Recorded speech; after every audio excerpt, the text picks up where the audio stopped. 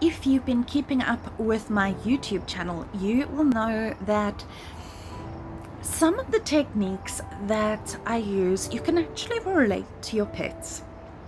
So we spoke about the shake it off technique, that our pets also shake it off. And have you noticed that your pets yawn when they may be more anxious? It is actually one of the things to notice anxiety in your pets and know that they are using their parasympathetic nervous system to calm down. So one for us is to actually yawn. You can actually feel the soft palate at the back of your mouth.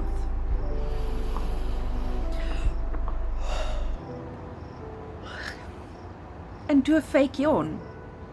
And now I've probably triggered a yawn in you. Just a side note, did you know that you can trigger yawns in your dog? You can even do it in your cats.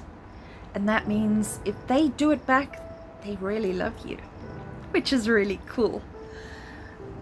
So take a look at your pets and think of what they do when they're more anxious. Take a yawn, take a few fake yawns. Oh, I want to yawn again. I triggered my own parasympathetic nervous response. And that's another little tip to help ground you and bring you back into the present moment and get some oxygen into your body. Because of course we yawn because we don't have enough oxygen.